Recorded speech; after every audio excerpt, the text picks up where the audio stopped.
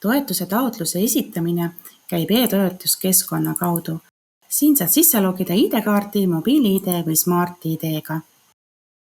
E-toetuskeskkonda sisse logides vali paremal ülevalt alusta uut taotlust. Avanenud lahtris vali taotlusvoor väikeelamute kütteseadmete uuendamise toetus, teine voor. Projekti nimi peab kajastama selgelt ja lühidalt projekti sisu ning viitama rekonstrueeritavale objektile. Näiteks võid märkida elamu liitumine kaugküttevõrguga aadressil Sepise 7. Taotleja tüüp on juba automaatselt valitud, eraisik. Salvesta ja jätka.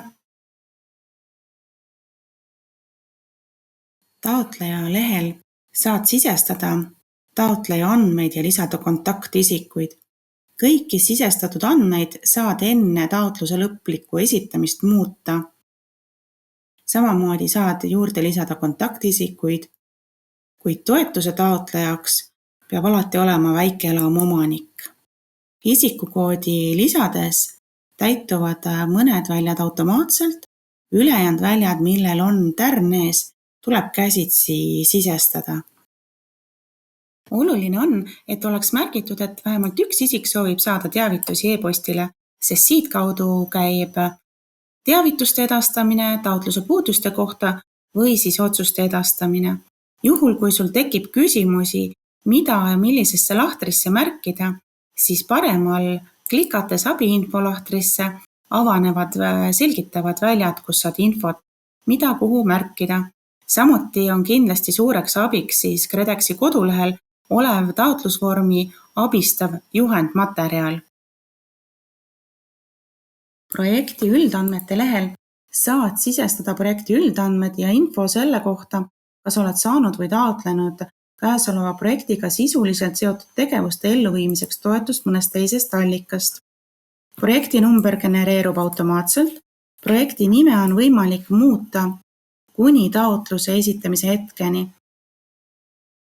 Projekti alguskuupäev ja lõppkuupäev märgi indikatiivsed numbrid, sest projekti abikõlblikkuse periood algab taotluse rahuldamise otsuse tegemisest ja lõpeb 12 kuud taotluse rahuldamise otsusest. Juhul, kui toetus eraldatakse, siis toetuse andja märgib projekti üldandmetesse siis õiged kuupäevad ehk siis taotluse rahuldamise otsuse kuupäeva ja sellest 12 kuud.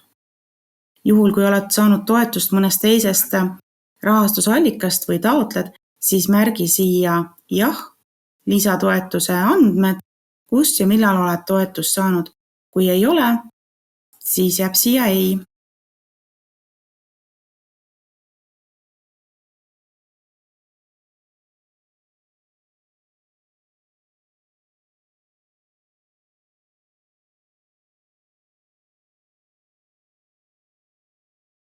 Kui andmed on märgitud, siis vajuta salvesta ja jätka.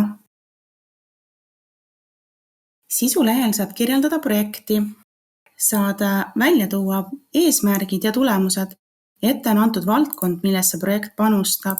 Samamoodi on ette antud 2 väljundit, kaugküttega liitumine või siis kütteseadme uuendamine. Juhul, kui sa soovid mõlemat tegevust ellu viia, siis vali 2 väljundit. Kui soovid ainult ühte, siis vastav, kas kütteseadme uuendamine või kaugküttega liitumine. Projekti asukoha tüüp, siia märgi ka see väikeelamu eesregistri kood või katastritunnus. Juhul, kui väikeelamu asub muinsuskaitsealal, siis märgi jah, kui ei asu, siis märgi ei. Olemasolev olukord ja ülevaade projekti vajalikkusest. Siia saad ülevaatlikult ära tuua, mis põhjusel soovid toetust taotleda ja mille jaoks. Näiteks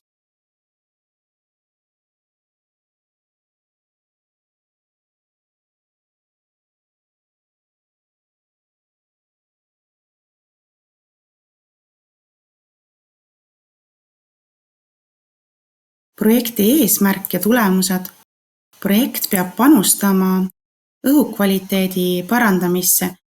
Siin saadki siis ülevaatlikult selle välja tuua.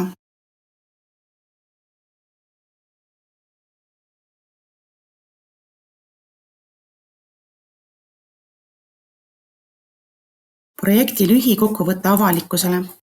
Siin saad ülevaatlikult välja tuua projekti lühikokkuvõtte. Antud info kajastub RTK kodulehel toetust saanud projektide juures. Projekti tulemuste jätkusuutlikkus. Toetuse saajal on kohustus kasutada väikeelamut elamuna vähemalt 5 aastat toetuse väljamaksmisest. Siin saadki siis seda kinnitada.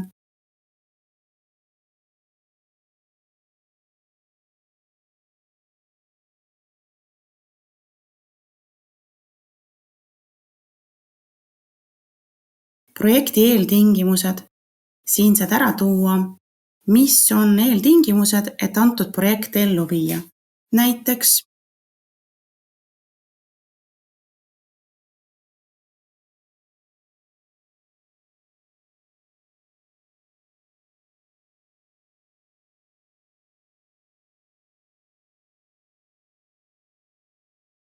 projekti kasusaajad on ära märgitud. Projekti kasusaajate asukoht. Siin vali piirkondlik ja vali enda maakond, kus väikeelamu asub. Harju maakond, Tallinn näiteks.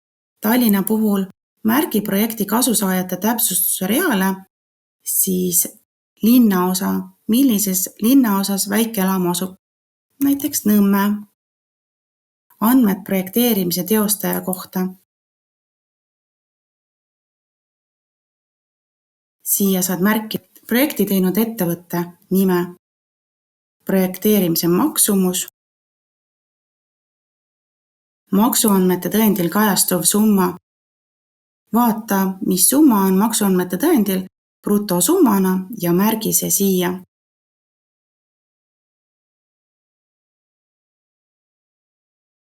Taotluse kohustuslikud lisadokumendid saad siin üles laadida.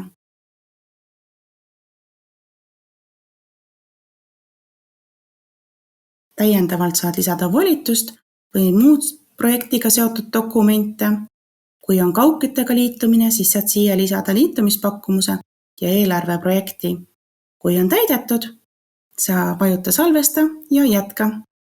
Näitajate lehel saab sisestada infot selle kohta, milliseid näitajaid kavandatud muutuste ning väljundite loomise mõõtmiseks saavutatakse.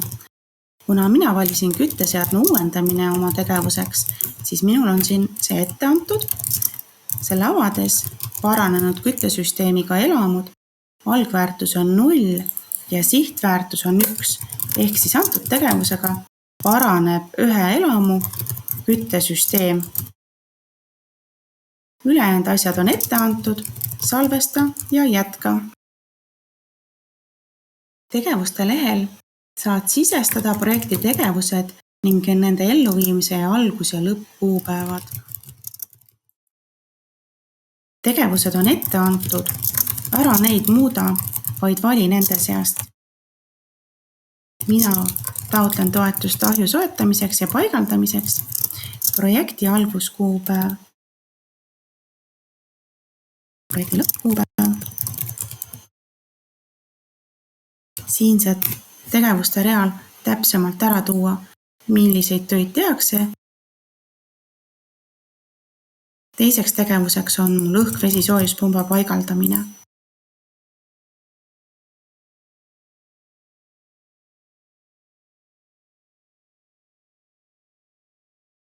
Ja radiaatorid.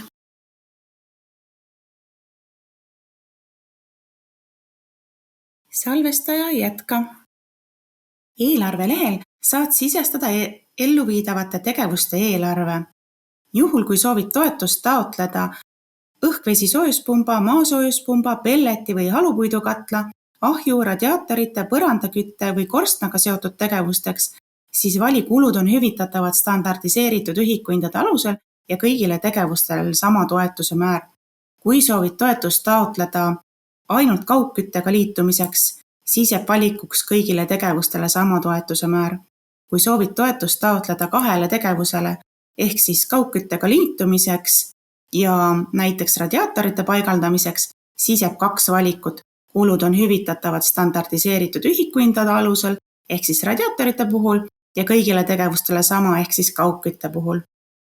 Antud lehe täitmist me soovitame alustada lehe alt ehk siis lisades ühiku hinnad. Minul on 1 ahi ehk siis 1 ühiku hind. Lisaks soovin õhk-vesi soojuspumpa paigaldada, 1 seade, 1 ühiku hind. Soovin radiaatorite paigaldamist, 5 radiaatorit. Siin on ära toodud abikõlblik summa ja nende summadega on väga lihtne täita järgmisi lahtreid.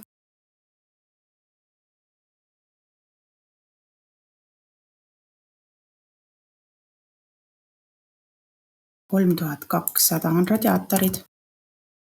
Kokku abikõlblik kulu on $19 200.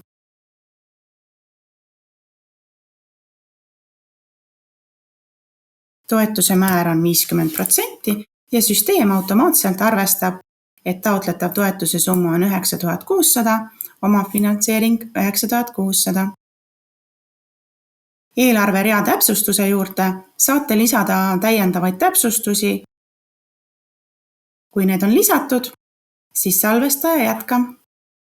Salvestades avaneb järgmine leht rahastajad.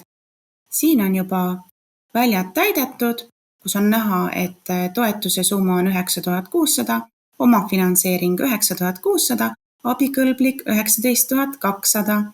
Salvestaja jätka. Järgmiseks on viimane leht. Siin tuleb lugeda kinnitused.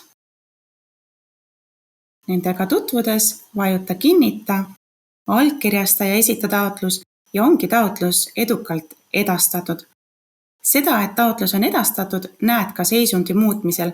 Praeguse seisundi sisestamise asemel on seisund RÜ-le esitatud.